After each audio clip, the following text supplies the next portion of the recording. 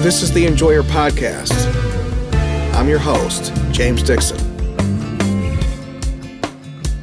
My guest today is a man who literally needs no introduction. Mike Rogers, longtime congressman in Michigan, former U.S. Senate candidate, now running again for the Senate. Mike, thank you for taking the time. Thanks for having me. I really appreciate you having me on. Let's just start with a little bit of trivia to get started. You know what I mean? Just some softballs to get started. So you're running, trying to end a quarter-century long streak, a losing streak of Republicans in these U.S. Senate races in Michigan.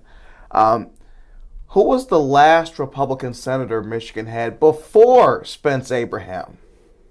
Oh, I am gonna say, what was his name? The guy, he switched parties eventually. Oh shoot, it'll come to me. It's gonna come to me, but probably not in the 30 minutes. Robert P. Griffin. Robert P. Griffin, who in 1972 actually beat Attorney General Frank Kelly. Frank Kelly thought he could run for any office and win. Lost badly in that statewide race. And then it's Griffin who Carl Levin beat. So not only was he an incumbent, but he beat the Attorney General. So that's some of the grit Carl Levin had to show to win. Who was the first U.S. senator actually? I'm going to flunk this. The first senator elected in Michigan, because we had the 17th Amendment. Who was the first one to actually be elected in Michigan? It is a Republican. Oh boy, I know he became a state in 1837. And so this is 1910. Charles Townsend. Yeah, you were going to. That's a trick question because they didn't elect the first senators. And this is another trick question. When's the last time Michigan had governor, Secretary of State, AG, and a U.S. Senate seat, not just on the ballot, but all open? I'm going to guess never. Never. Yeah. Never. Yeah. Outstanding. And I think that's a good place to start. This is historic times right now. Huge. You have a good life. You were in Congress. You were in the FBI. So just, I don't follow your finances, but 2 pensions. You're doing well for yourself. Mm-hmm. You could easily just retire. Why would you run for Senate a second time? Yeah. Right after that heartbreak. And I just was, for the last 10 years, because this was very confusing in the last election by the Democrats.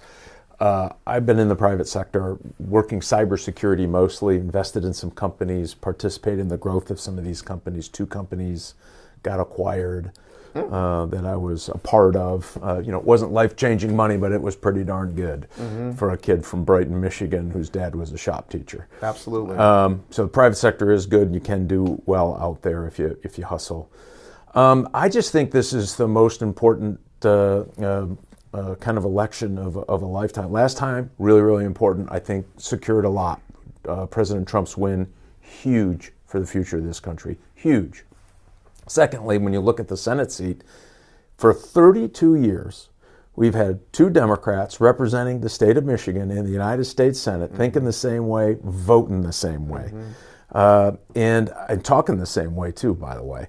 And so when you look at that, and then you look, what's gone on over those 32 years? Did we get great representation in the Senate to help Michigan position itself to be successsill? The answer's, candidly, no. We've lost manufacturing. Our education is, what are we now, 43rd in the country? Is there this growing, robust middle class that allows families to take care of themselves and have a good life? I'm arguing that's at risk. Every time that one of those auto manufacturing jobs goes south, we lose a middle-class family in the state of Michigan. And so I look at all of that and say the challenge is now. I just came off of a pretty tough campaign.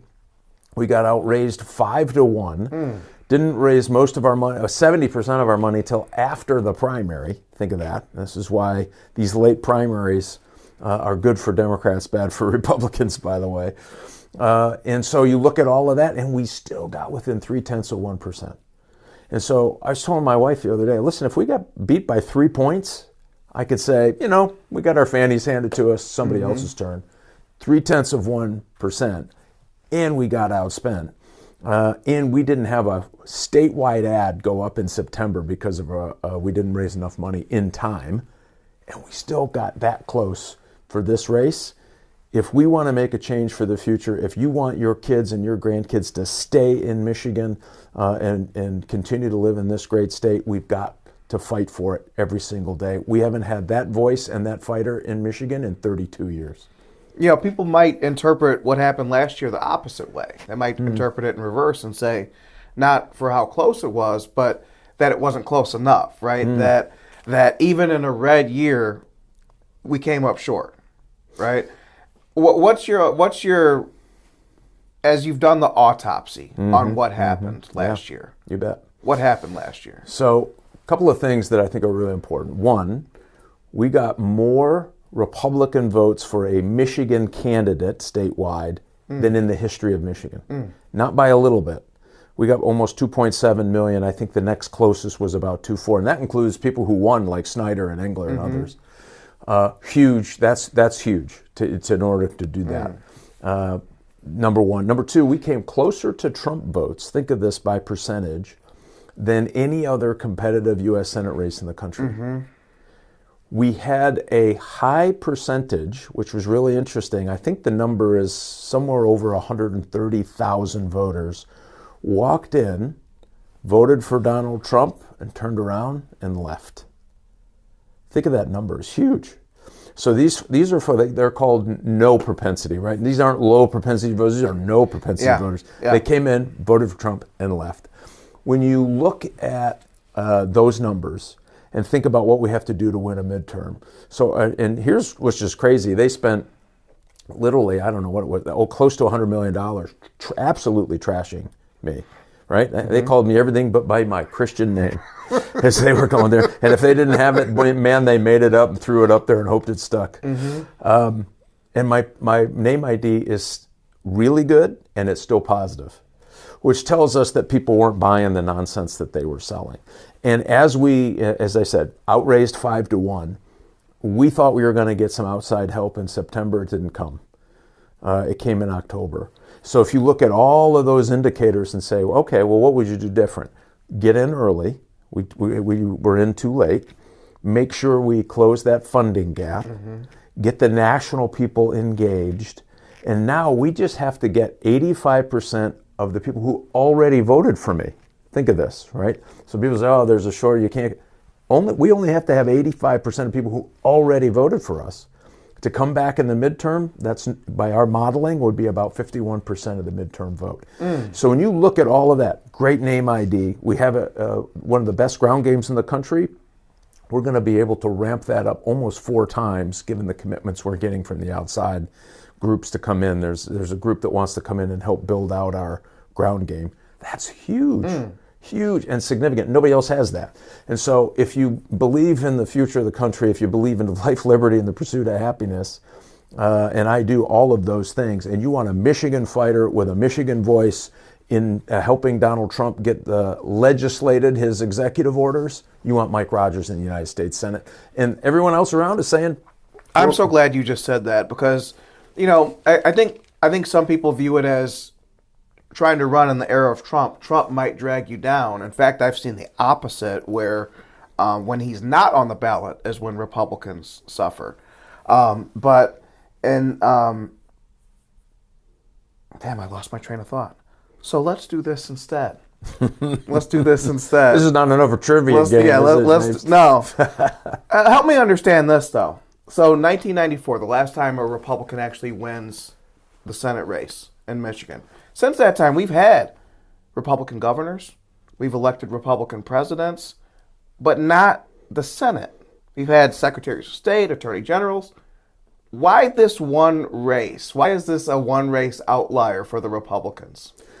I don't know the answer to that, honestly. But what we've seen is this trend, again, for the last 32 years. It was an anomaly in 94, and Griffin didn't last long, if I recall. When he was the last Republican before that, as you reminded me. And so we're not sure. I mean, I think people, and it shows you who you are in Michigan, right? That people were very independent. We'll switch votes. And they always had this comfort level. Matter of fact, I won my first race when I ran for Congress. It was a Democrat seat, candidly a Democrat year in Michigan. Debbie Stabenow won that seat. Al Gore won that seat, and I won that seat by 111 votes, right? So people were back and forth on the ballot. And so really, really important. I think that's what's been happening in these Senate races. And why we got so close this time is we presented, I think, a really interesting alternative to the folks who often would vote for Democrats, and why our Republican number was so high, right? And think about, Trump had a lot of no propensity voters. We drove up Republican voters. Right. That's really critical and important. People forget all of this. They want to come to their own narrative. But you start pulling back the tabs on this stuff, you go, man, we really overperformed in a lot of areas. And now we know how to win, given this experience we just went through. Right. That's what I was going to bring up is it's not just Trump anymore who could, Trump's absence who's going to be a problem. When you look at the congressional Republicans, a lot of people were very happy to send Trump to the White House with, the popular vote, a mandate, the House and the Senate, and then we've had nothing come out of Washington, which undercuts everyone like yourself. It undercuts anyone who's running and saying, I can be part of the solution, because you look at the guys right now and how little they're doing. So let's say it was you and it's the exact same situation as now. All the mandate in the world, no action. As a freshman, how do you kind of lead from the back to help make sure people are actually delivering? And to me, this is a really good question. And it's one of the reasons I decided to listen, you're right. I had a pretty good life. I was in the private sector. I was doing things you're supposed to do. By the way, I left Congress on my own. Nobody made me leave. And that's how it should be. You should leave politics and do other things. That's a good thing. Matter of fact, our founding fathers said, hey, go serve. Come back George to do what you're going to do. Washington was the model. Oh boy, if you want to go back, go back. But you really need to stay connected to the people that the Congress your actual home community. Yes, absolutely. Make politics local again. Yeah, exactly.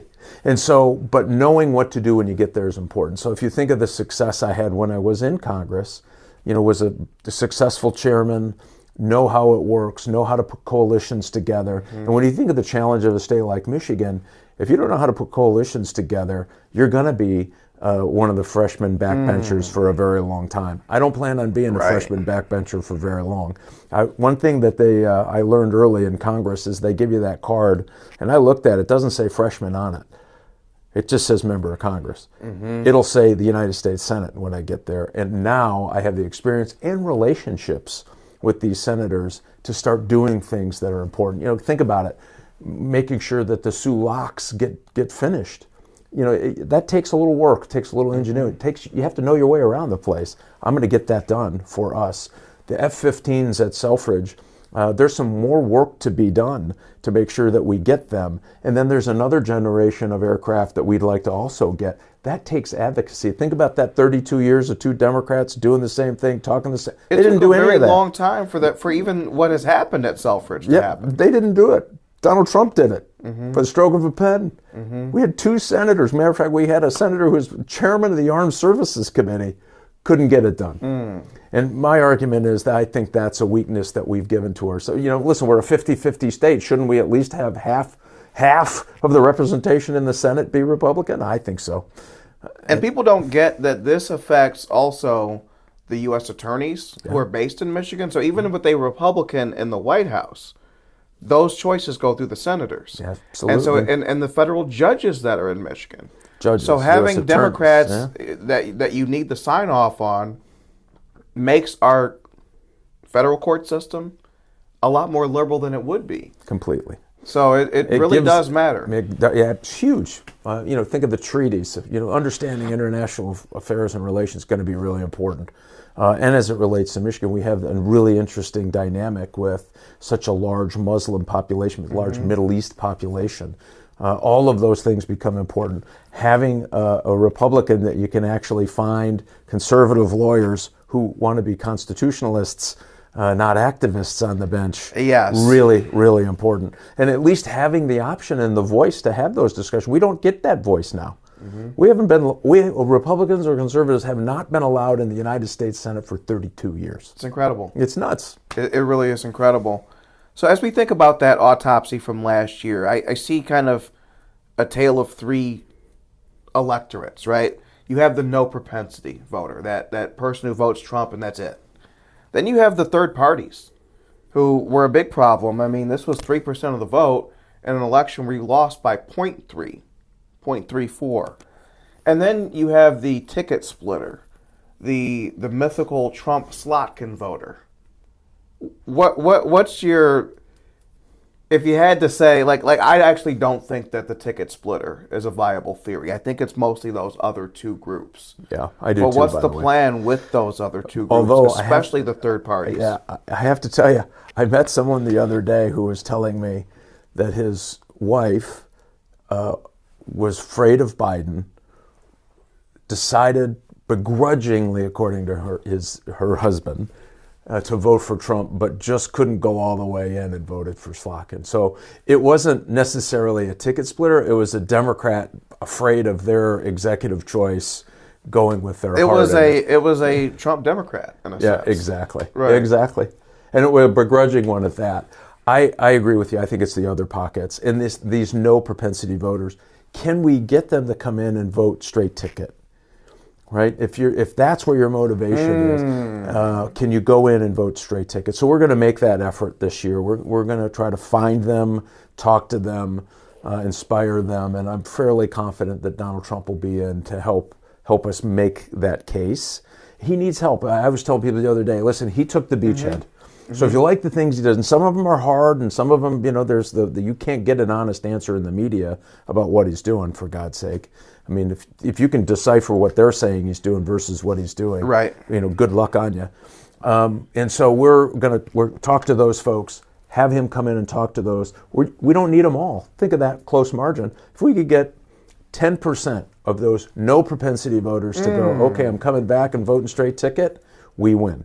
If we can move a portion of those third-party voters, we win. If we get just 85% of people who already voted for us, we win.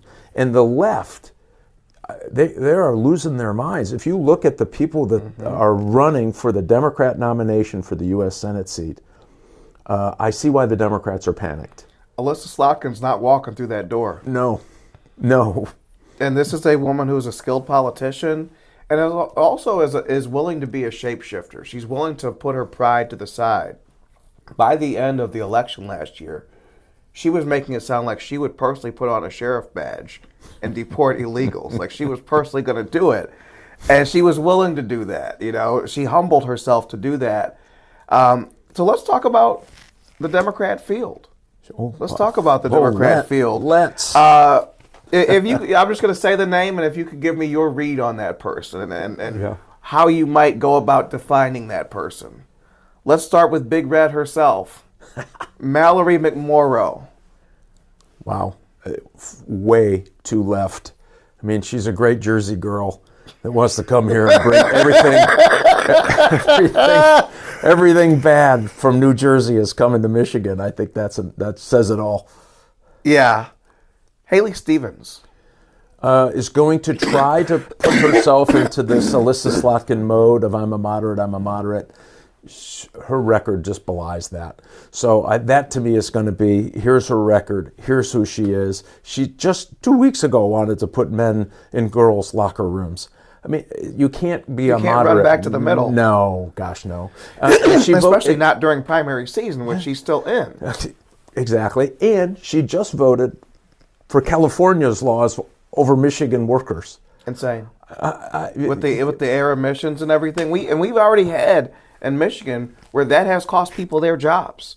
Where people, especially because Stellantis was under obligation to follow those rules earlier than other companies, they've been laying people off for 2-3 years because of this. And so it's not it's the theoretical. Mandate. Yeah, it's the mandate. Like, stop, get out of our lives. Especially a state. A state should be in no position to do that, to have that authority. Washington had to give it. Who's going to take it back? Yeah.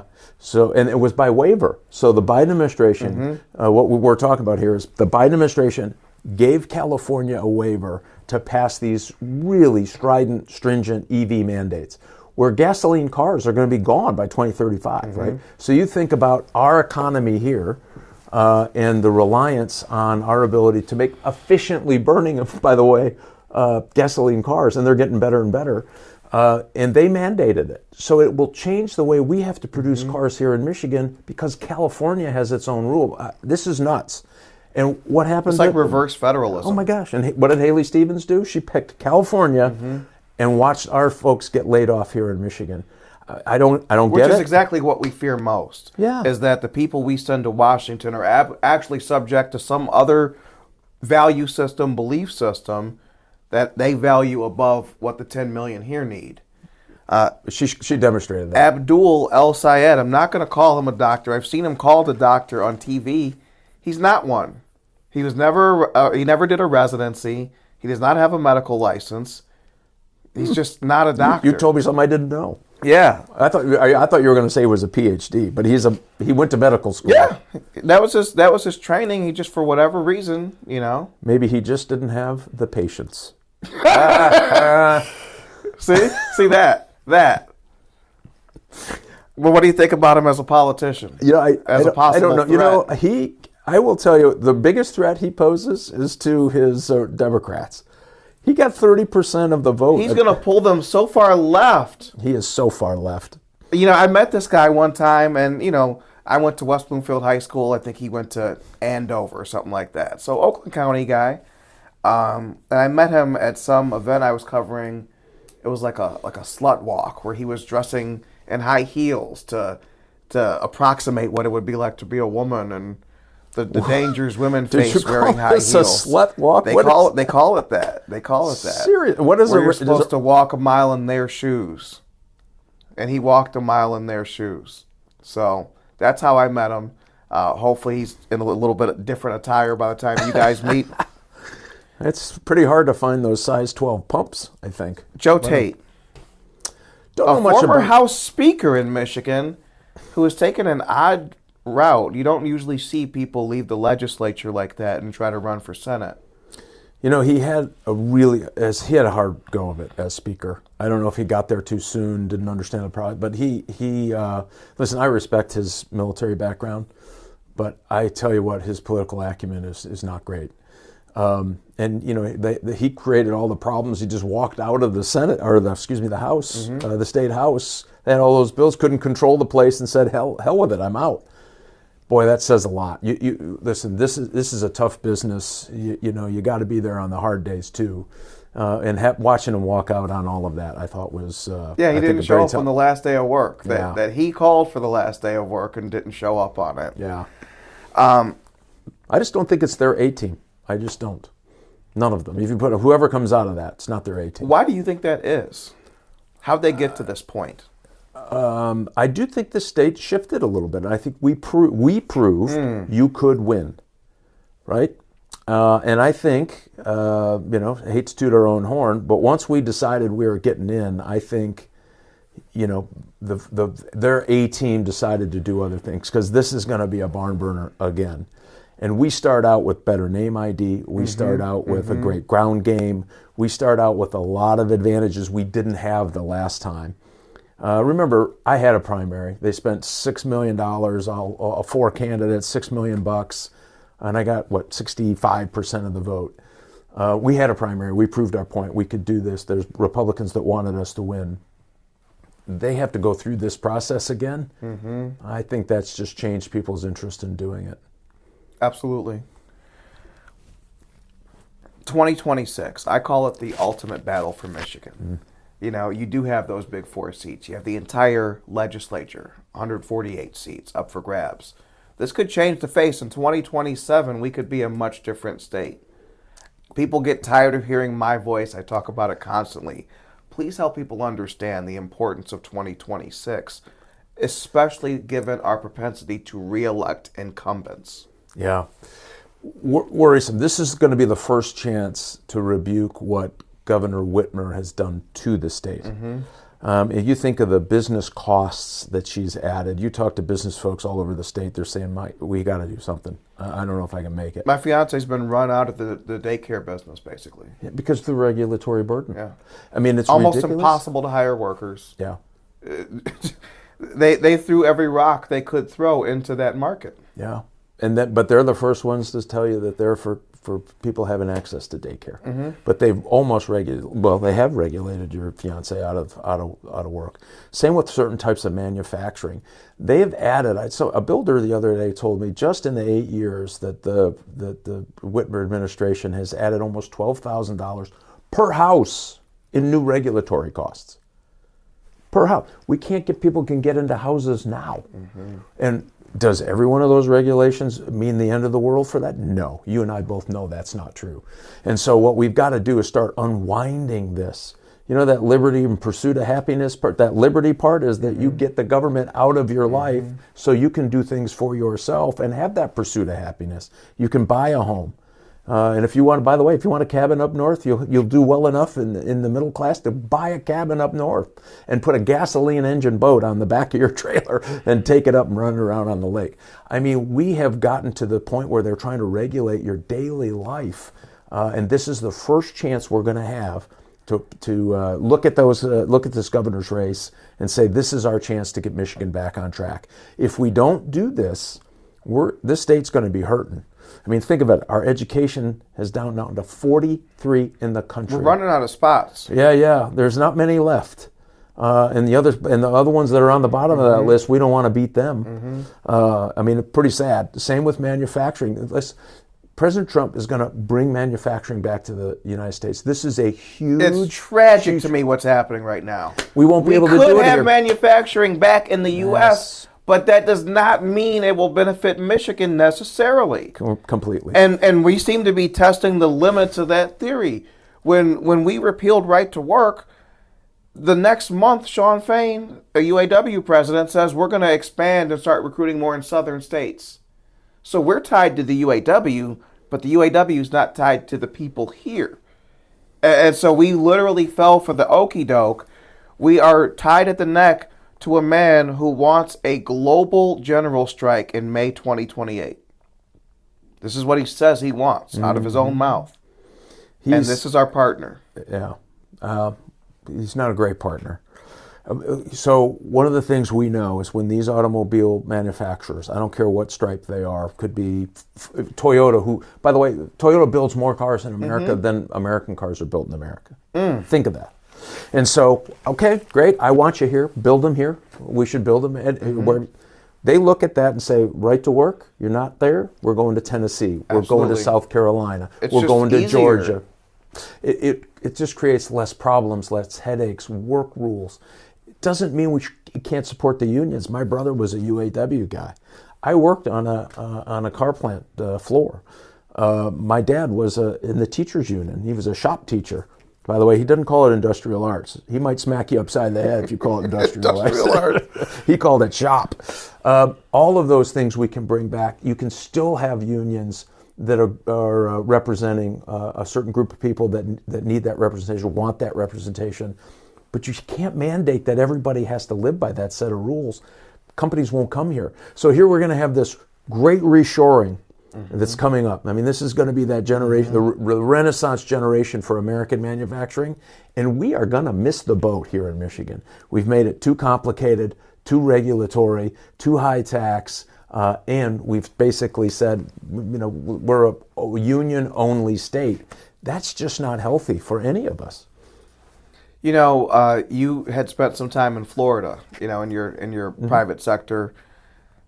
I call it Michigan's Lower Peninsula. You can't believe how many people from Michigan are down there. Do me a little compare and contrast, because you got to live in Ron DeSantis' Florida. Yeah, oh yeah. And Gretchen Whitmer's Michigan. Yeah, for 2 years, by the way. Right. Been here for 55, just so set the record straight. Listen, what do they have going on that we could learn from? Well, they don't have income tax. Really nice. Their corporate tax is pretty low. The sales tax is a little higher. They have property tax that they need to do something about. It's creeping up. But when you look at the overall picture, they don't want to get in your business. They don't want to get, they're not over-regulating. They're not, it's unbelievable. That's a big difference. Oh, it's huge. It's the little things, right? All the little things that they regulate that drive people. Little things are big things. Well, yeah, because in your life, when you're working and your wife's working and your kids you're chasing your kids around, the last thing you want to do is learn about the 5 things the government's asked you to do this year they didn't ask you to do last year. And you can't figure out why, but by God, they'll come make sure you know that you didn't do the 5 things they asked you to do. That's missing from there, which is great. And I think people love that. They love the freedom of it. They love the fact that they get to make their own choices and spend the money they want to spend on their things. So that's, a higher tax rate. Okay. The sales tax. Okay. Because I don't have to buy that. I don't have to buy that. And then I don't worry about it. You can control it at the point of sale. Exactly. Where, here in Michigan, we got all of it. We got sales tax and property tax, and you think about it, you get up in the morning, you got a utility tax, a water tax, the electricity for your alarm went off, you tax that, you get in your car, the state of Michigan's tax that, they tax your feet. Oh my God, they tax your gas, by the you get there, they tax your employer, you think about all of the tax you pay. And by the way, the Democrats want to bring back the death tax. You come back and have a heart attack on your living room floor. Guess what? They're going to get you then too. Well, they also support euthanasia, so figure that one out. Yeah. Well, that's because they want that tax bill, right? Right, exactly. I know how to make some money. The state is saying, well, I see 2 ideas out there in the kind of lingua franca, and like Kevin Rinke was talking about it the other day. We got Carla Wagner talking about the Axe My Tax. What do you think is more likely to actually happen, say, next decade? Well, eliminate the income tax in Michigan, or property tax rollback in some meaningful way? Well, I would almost argue you got to do both. So if we're going to compete, you don't have to be. So, one thing that COVID did is it showed a lot of people that there's other ways to work, right? So, yeah, we want manufacturing here, so we have to compete. We need low energy rates. We need these companies not to be over-regulated. The state needs to get out of their business every day. I'm not talking about the basic things about, I don't want you to pollute. I don't want you to do. Okay, we all get that, and that's necessary. But man, do they just make their lives miserable. If we don't get that regulatory structure out of the way, we're going to lose. If we don't get our high tax rates out of the way, we're going to lose, including property tax. People need the ability to be able to afford their monthly mortgage and their property tax and their insurance. Oh, by the way, now we have the highest auto insurance in the country, practically. I think there's 2 other states ahead of us. And so wasn't all reform of those things, several years ago supposed to fix that? Oh my gosh, it's so irritating to me. And that hurts working people. It's what they don't understand. They keep talking about the rich and the millionaire. Well, my favorite is Bernie. Now it doesn't say millionaires and billionaires. Now he just says billionaires because he's a millionaire. Bernie's a millionaire. Yeah, exactly. I mean, come on. And so what we've got to do is make it competitive. So I argue you can't just continue to let the property tax run up like it is. I think we're going to compete against other states for a bunch of things. We have fantastic institutions here, like education institutions, but we got to compete. We have February. We need to understand that we got to compete against states that have February where it's 75 degrees. Okay, this is not something we should be afraid of. And instead, we're trying to sell people on February running on solar panels and windmills. Yeah, and electric cars in the UP, right, that don't just do stuff well. That will never happen. No, and it's stuff that will never happen, and it brings discredit to us. Yes. Talk about that. I just did a video recently. We got our governor hiding her face in the Oval Office. Can they see that? We got Sri Thanadar babbling, trying to get headlines from impeaching Trump. We got Rashida Tlaib crying. We got Debbie Dingell sleeping. Talk about the importance of Michigan presenting a respectable face. I thought you were talking about the 7 dwarfs. Did I miss that? Yeah, there's a few more. I'm sure if we got the whole delegation, they've all done somebody's grumpy for sure. Ignoble. Even Haley Stevens with the purple gloves. Talk about the importance of Michigan presenting a face that the 10 million people could be proud of. Well, first of all, I think what worries me most, I think Donald Trump is trying some really interesting new ways to trying to solve old problems that can't get solved. So can I have a minute on this? Absolutely. You think about what he's doing in the Middle East. He's breaking the paradigm. This may be the closest we're ever going to come to peace in the Middle East, a long-lasting peace in the Middle East.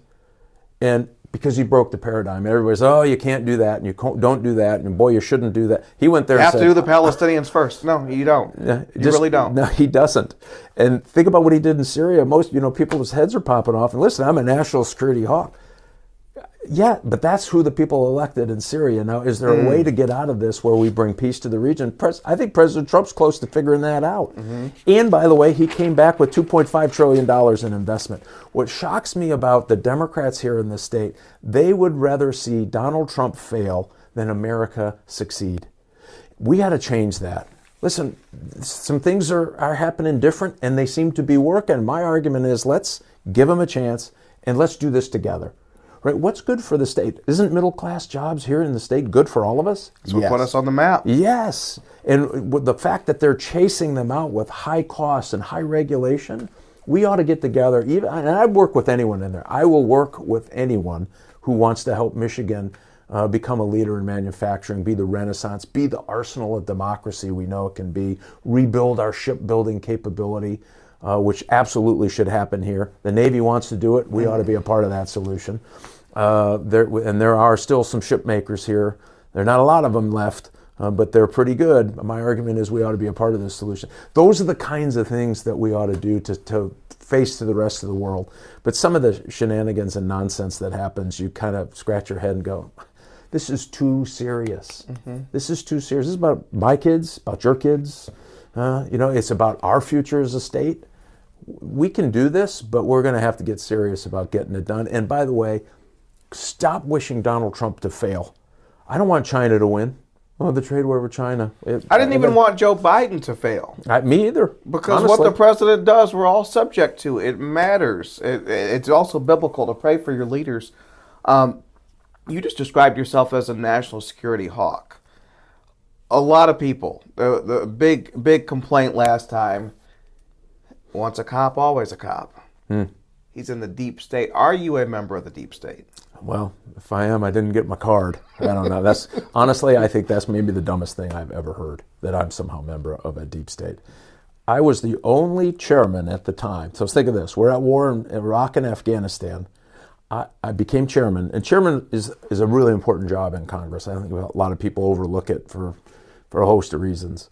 I cut 10% out of that budget. My budget was $78 billion. The first time I took a whack, at a time we're in conflict, I took $7.5 billion out the first time.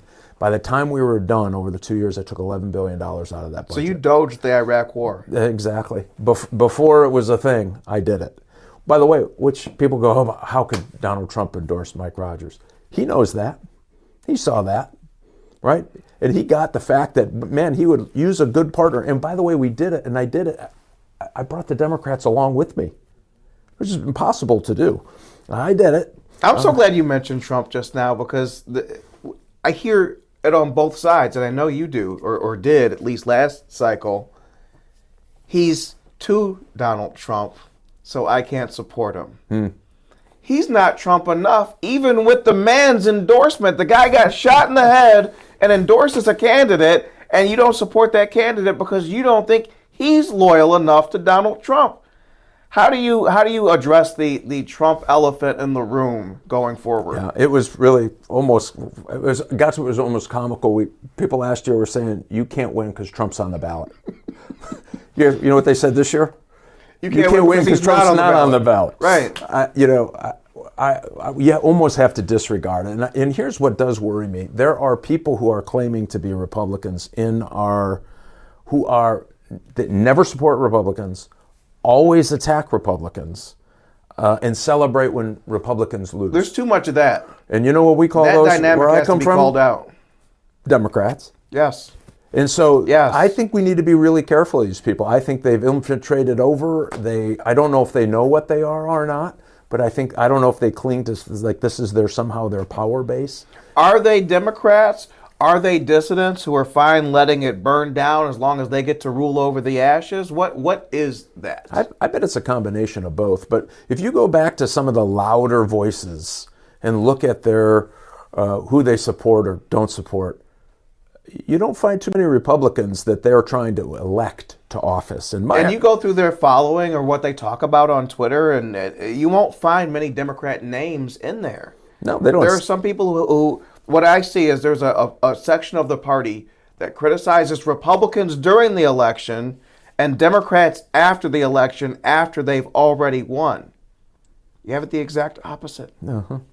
Listen, we're going to need everybody that we can in this next election. It's still going to, this is a close state. It's not going to be a blowout either way. We need, but what we've shown, by the way, we came as close as anyone in 32 years. And that high number of Republican votes was, we think, because of our great ground game. We got to be together on this. So I get it. There's people who decide they don't like Mike Rogers. For whatever reason, I don't know. I think there's a lot of false narratives out there. I do hear those. Is there one you'd like to address? Well, where do we start? The only thing is I don't want to repeat what they're saying because it's wrong. That's exactly what you don't want to be doing. And, Jay-Z, I think he said it best in one song. They say a lot about me. Let me tell you what I ain't. Yeah. What would you have someone know? Someone who is like, man, don't love the FBI background, but really don't like that we have a Democrat in the Senate right now, kind of regretting that. How do you get that person from idle regret to actively, gotta vote, gotta show up? Yeah. So what's crazy about that's probably a great one because of the FBI abuse. They say, well, you're an FBI agent, you're like that. That's just so simply not true. There are different kinds of FBI agents. Street agents. These are the agents that get up every day, that risk their lives, that recruit sources, that put cases together, that do the real hard work. I did that in Chicago. I went after drug dealers. I kicked in their doors. Colombians was a big thing back then, and they were dangerous, really dangerous.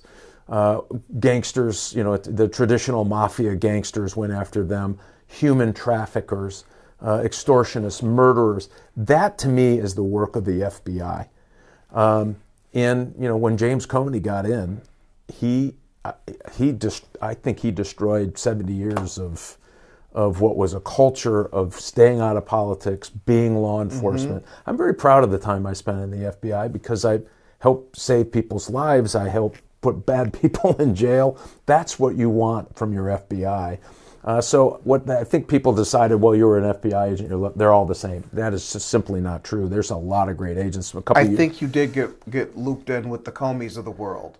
Yeah, and I opposed Comey. It's like if someone read the Detroit News now and sees that it sucks and is like, well, you used to work at the news, you must suck. Yeah, well, not necessarily. That's what I was thinking. Not necessarily. That's what I was thinking. A lot of people think that. We'll actually get you out of here on this. I'm glad you mentioned Comey. 86-47. He knew exactly what that was. This is that judgment for him to do that tells you exactly how he got the FBI in so much trouble and screwed up. Because he's willing to say anything. And he's willing to say anything that he thinks benefits him. And, when a man who's been an FBI director is reduced to me no speaker, I don't know what anything means. This guy even blamed his wife. James Comey blamed his wife and said, well, she was a restaurant server. That's what it means in that world. She said I should take the picture. I saw Adam in the garden blaming Eve. It was her idea to eat the apple. So this is the kind of thing that people are going to mistakenly put on your ledger and say, maybe Mike Rogers was a James Comey type guy. No. Well, listen, I never went near headquarters because I thought that place was bad when I was an agent, and not the way it was bad today. It's just, these are the folks that just went a different track. I liked the fact of being on the street, mixing it up a little bit, and going after really bad people that were hurting good people. Right? That's why I signed up for the FBI. And so those agents are still there, by the way. They're still, as a matter of fact, if you notice, Kash Patel and even Bongino are going, wow, I didn't know we did this. Wow, these people are great, right? Because they had their view of the world, and then they got to the FBI and said, yeah, headquarters is a mess. But man, look at these agents. They're really good. And so, again, I don't know. I'll probably never be able to convince those people. But I know what I did, and I came out of it from the U.S. military. My old theory is, listen, if you have a guy that's willing to risk his life for his country, I served in the Army, I served on the streets in the FBI, probably ought to get the benefit of the doubt versus some guy who's living in his mother's basement on a keyboard saying, this guy's a pretty bad dude. I don't get it. But here's what I do know. We're getting more and more and more. So we're recruiting people that were kind of giving me the stink eye last time. We're sitting down, we're talking with them, we're having meetings. They're walking out saying, sign me up, put me in, coach. I'll put up signs for you. I'll do what I need to do. We're seeing that all over the state. Just got back from St. Ignace. We've been in Grand Rapids and Kalamazoo, and we've been over by Bay City and Midland and those areas. We're getting out and around. And we're talking to people. We didn't have that chance last time. We got in a little late. This time we have a little more time, and we're just getting tremendous feedback. So listen, if you're the same person you were 20 years ago, I don't know who you are. You haven't learned a thing. Looking at where the FBI is today, I think it's in a much better shape than it was even 6 months ago. And they're focused on criminal activity. That's what I was. Matter of fact, I'll tell you a little tale out of school. I told the president, he said, he was asking me one day, getting on the airplane, he asked me, like, what did he think? And I said, well, Mr. President, which, you're probably not supposed to do, but this is before he got elected. Mr. President, first mistake was hiring James Comey. And he went, oh, but I did fire him. In only Donald Trump fashion. And listen, that guy set it on a very bad path. And had I been the director back then, candidly, none of that would have happened. We would have focused on criminal activity and putting bad guys in jail. We wouldn't have done all the nonsense you see. It was less than 20,000 votes, 0.34 that could have made the difference. I think I know what you want from those folks. You want them to vote for you. We'll get you out of here on this one. What do they want from you? Like if you talk to, say this libertarian guy who sat out and kind of made a big deal out of it and presented himself as a kingmaker, these type of dissidents, the no propensity, what do they need from you that they didn't get that you could furnish? So one of the things that we did not get a chance to do in the last election is really introduce myself. So the Democrats took a good shot at trying to tell you who I was. And by the way, the Democrats spent money targeting libertarians. We know that. So think of that, right? So the messages that you were getting in your mailbox probably were not honest. It was a little bit malicious. And so what we hope to do this time is introduce ourselves. I think if you get to know who I am, what my record was, which was good, not what you hear it was, not what somebody, some keyboard warrior tells you it was, what it was, what we're trying to do, and what we can do for the state of Michigan, I think we're getting those people back. And I think we'll hit that 85%, and we're going to expand it. We're getting into coalitions in a way early that we couldn't get into before. The Chaldeans, the Muslims, black communities all across the country, the state, we're starting to have better conversations earlier. And I think that level of trust takes a little time to build, but we're also going to put ourselves in a position to be able to say, this is who we are, this is what we want to do for the state. We just didn't get that chance last time, which when you get that close, and at 0.3%, you go, that's why we're going to do this again. We're going to show that we are the right pick for Michigan to be the right, sane, common sense voice for the future of this state. And that's all of us, by the way, including the people that won't vote for me. I'm going to help them too. Perfect. Awesome. Thanks, James.